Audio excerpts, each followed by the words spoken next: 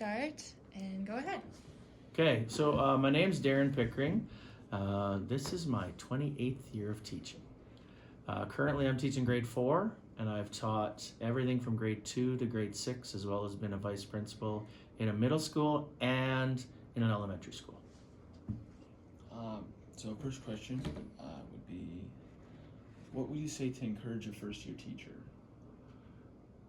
I think the most important thing is you've chosen the most amazing career path. I think your understanding of where you want to go is important, and I think believing in yourself and just knowing that you're going to make a difference in kids' lives is huge.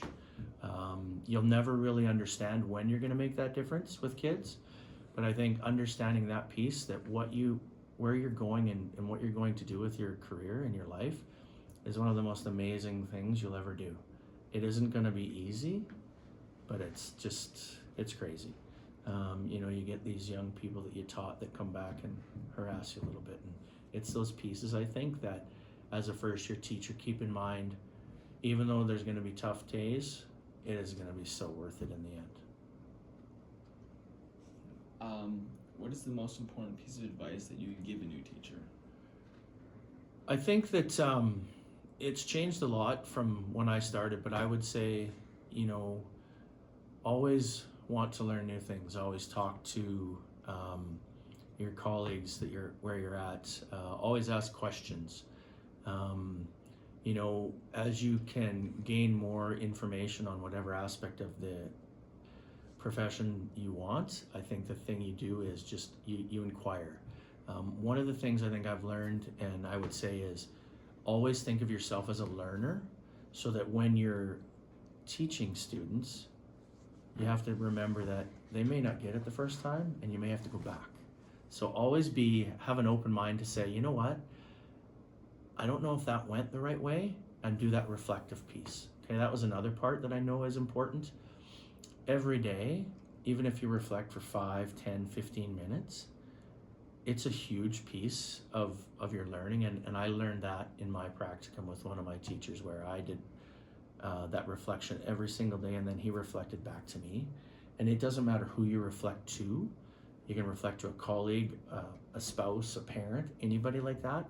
When you have those ideas and you talk about them, you always understand things better. So I would say that's one of the big things, is just remember you're going to be a learner for the rest of your life, and have that thought that what I'm doing is going to impact whether you know it or not.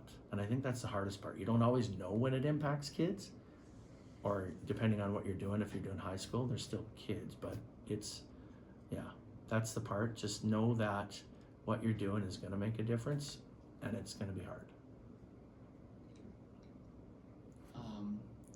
How did you survive your first year teaching? So again, I have a little bit different experience in a way, because I taught, my first year was in a northern community. It was my first time really being far away from my parents. I mean, granted, I was 27 years old, so I wasn't young. But when you're that far away from everybody it makes a big difference. So what I did is relied on getting to know my teaching partners, my colleagues, and creating somewhat of friendships with them. You don't always have to be best friends with everybody you work with, but I think creating some camaraderie with them, where get together on Friday night or a Saturday night and watch Hockey Night in Canada, because there wasn't a lot of other things to do. And then in that school, it was a K to 12, so you only had one person teaching each grade, so you didn't have somebody to talk to about the same grade. So I think reaching out anywhere that you have connections that you've made as you've gone through, to talk to people in that grade, to get information from them, and then just again believing in what you were doing. And it was a different culture up there, so you really had to kind of listen in a way to what they were saying. Like, if kids weren't showing up for school, it was nothing to do with you. And I think that's the other part too. Don't ever forget that truly there's no personal attacks on you as a teacher. It's more, if kids are doing stuff, it's just because of what's going on with them. So just have that feeling inside that, okay, what I'm doing isn't directly related to me all the time, and I think I can, you can learn from that. So that's up north. It was different, learning to adjust to being isolated, but connecting with your colleagues nonetheless, and then finding time to enjoy fun, like watching a hockey game, or we'd go skating or whatever like that. So then you come back to Sylvan Lake, where it's a much bigger population, a lot more expectation in some ways. So that first year was quite a tough one, in the fact that I had 3 family members that died within the first 2 months of my teaching. So then I really had to rely on colleagues again, connecting with colleagues. I had grade teams back then, so if you have other people teaching the same grade, don't be afraid to beg, borrow, and steal lessons and all kinds of things from them. I think that part of it with learning to be part of a team is a huge thing. And so, and then just working hard. The other thing I would say as a first year teacher surviving that I really struggled with my first part was thinking I had to mark every single little thing that the kids did. Don't do that. Okay? They're going to do a lot of work, and for the most part you're going to mark it and give it back to them. But don't think that you have to sit down and mark every single little activity that your kids did, because it will wear you out. And if you're working 7 a.m. till 7 p.m. and then you're going home and doing marking, it doesn't help you. And so really learning that, okay, at some point to have to take a step back and go, how much of this do I need to do? And I think that's one of the other pieces of understanding you can only do so much with who you are and where you're at. Don't feel that you have to do everything. Don't feel that you have to get everything right, because it's not going to help you.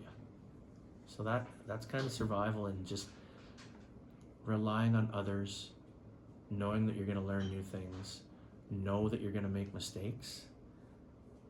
Don't be afraid to let kids know that you've made mistakes, and then learning from those mistakes. And I think that reflective piece really helps that.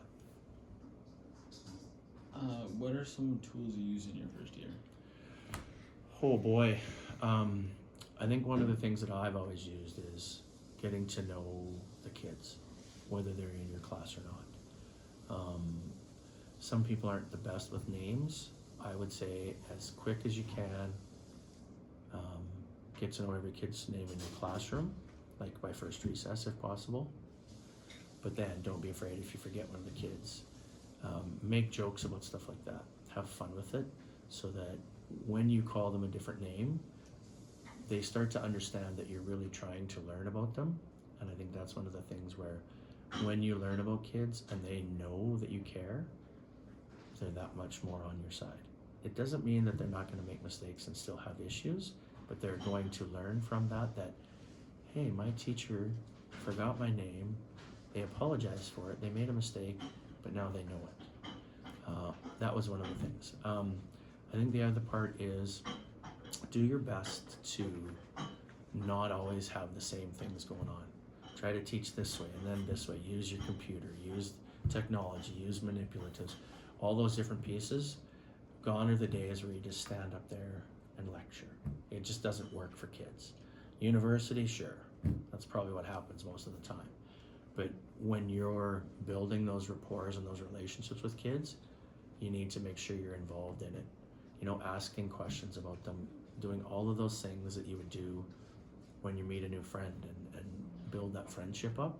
Do all the things you can in order to make it as best you can for you. Is the first year the hardest year you've taught? Ooh, that's kind of a loaded question in some ways. I think in terms of what happened with me, it was. The other part of it is when you go in there, I didn't have a ton of experience. University wasn't built very well for education, in my opinion, back then. We didn't have a lot of exposure to different schools, different classes. So you didn't have as much knowledge base, I don't believe. So, learning to do lesson plans kind of off the cuff without really knowing or understanding or having been shown much. So in a lot of ways, yeah, those pieces, figuring out how to assess something, and then making sure that that assessment was actually worthwhile, making sure the kids got the feedback in the right time. So those pieces, yeah, the first year was definitely the hardest. Also, your first set of parent-teacher interviews. You know, when you're having to sit down with those parents and talk to them, you know, you're wondering, have I been doing this right? Am I going to have this parent that's going to come unhinged on me? You know, I had a couple parents who were teachers. So, of course, when they walk in, you're like, okay, I'm hoping I'm doing this, because I was my second year teaching, but first year in Sylvan. So it makes a big difference. And it's such a big learning curve, because you're at a new place. You may not know a lot of people. So you're figuring all that out too. You're trying to figure out, where do you fit in on the staff? How can you be helpful? How do you not do too much? What is the best place for you? Maybe it's a grade that you're not super comfortable with yet. You haven't learned anything about. So in that aspect, I would say the first year was one of the hardest for sure, because of all of those things are so new, and you're trying to figure out, how do I be the best I can when you don't have the experience for it? And so what then I would say is, if you can, stick with the same grade if you like it for a little while. But if you really struggled with that grade, with whatever it is, don't be afraid to change too. So first year is probably the most demanding in terms of mental toughness, figuring out stuff, how to do this, how to do that. But when you can get through that, things get a little bit easier. And don't be discouraged by that, because it's going to be tough. You're maybe going to get an evaluation from an administrator, from a principal that comes in and watches you do a lesson, and then they have a conversation with you after. That's where that reflection piece comes in too. And I know I had a principal come in, he watched a math lesson. He says to me after, he goes, "What did you think about that lesson?" I said, that's all I did. And you know what he did? He goes, "Good. I'm glad you recognize that that wasn't a great lesson, because otherwise we'd have something really important to talk about." So in that part of it, I learned so much, because then, okay, just because I know the lesson didn't go great, I can move on from there, and I can develop further. And then my principal, my administration is going to see, they're making an effort to do it better. So yeah, the first year was hard. It was a lot of hours of work. But again, I think it's that piece of a building block where you have to start from somewhere, and as you build it up, you'll get better at what you do. You're creating your craft in essence, and that's hard too, because you don't really know what you're going to be like as a teacher. You know, I didn't go into the school thinking I'm going to be this crazy old guy who harassed children for 28 years or so. I didn't know how it would work, and I think that's where you have to be open to saying, who am I in this job, and how am I going to do this to my best ability, so that I can be the best I can. So yeah, year one was tough, but so worth it. Next question is, what were your biggest challenges in your first year? And I know you went into that a little bit with, like, was it the hardest, but maybe what are your biggest challenges in teaching? Okay, sometimes it's parents, because, the parents maybe aren't educated. The parents maybe have higher expectations than some. So they're always wondering, are you doing the right thing for their kid? And part of that is as parents, they should care about their kids. They should want to know that they're doing well, and that they're doing a good job, and they should want to know that they're being cared for by their teacher. So that can be a real struggle. Colleagues, your teaching colleagues. I think you're never going to see eye to eye with everybody. You're always going to have differences of opinion. But I would say one of the most important things is understanding that, but believing in who you are as an educator and what you want to do as an educator is truly important too, because if you believe in what you're doing, that you're doing the right thing, somebody's not going to agree with you, and that's okay. I've had teachers that were, mad at me because I would run around with the kids at recess, which I didn't understand, because they were grade 1, grade 2, grade 3, so you're playing tag with them, you're having fun with them. but they didn't think that was professional. So there's that part of it too with colleagues where you'll find that line where you can agree to disagree, and you need to believe in what you're doing is right. So that's a piece of it. The curriculum, trying to get through the whole curriculum. I don't know if I would say this on tape, but I'm going to. Good luck getting through every aspect of the curriculum in your first year, or your second, or your 28th. The curriculum is so full of stuff that when you look at it, I don't know if you've heard the term like rocks and sand and water, or I don't know if there's another term for it, but the idea is that in a curriculum, there's the big ideas. Those are the ones that you really want to make sure you get across as much as you can. Then you get the sand that kind of fills some of those cracks in, where you can find other pieces of it. And then the water just kind of is that last filter to fill a jar up kind of idea.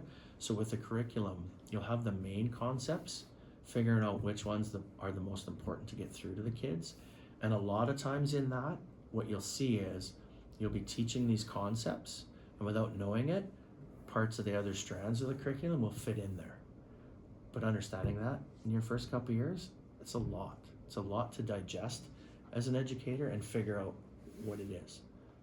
I honestly don't know if I've ever hit every single aspect of every single curriculum throughout the year, because there's too much.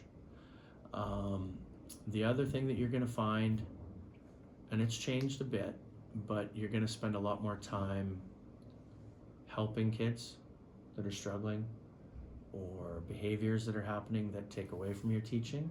So finding that fine line of how do I make sure I help this kid but not take away from the rest. And that's a piece nowadays, and I know teachers would talk about that, and you maybe have heard stories about it already, where how do I make sure that I'm still teaching but at the same trying to get through all the other pieces. And that part of it, it's an aspect of what education is, and always trying to figure out how do I get the most out of what I'm wanting to get out in my lessons, so that I think I've got the most covered. So yeah, that's some of the stuff that I think is hard, like curriculum, colleagues, students, parents, and then you have those kids that are come in, and maybe you have ESL kids or English language learners, I think they refer to them as now. So then you have to change what you're teaching. So there's all of that pieces, and having to learn to be flexible in your learning in order to teach. Because everything it's not just the black and white where, oh yeah, here you go, we're going to teach this in math and everybody's going to be great. You have to figure out how that's going to work, and understanding you're probably not going to get it right all the time. That's the other piece. Don't worry about making mistakes. Don't worry about getting everything 100% correct, because I don't think it's going to happen. And that's just being brutally honest. And I've been doing it a long time, and I know I still don't get it all right. So that's the other part of it, understanding that these things are going to take time, and you're going to build your skills and build your rapport and build your repertoire of what you have that will make you a better teacher as you go. Okay, well that was good. I'll end that.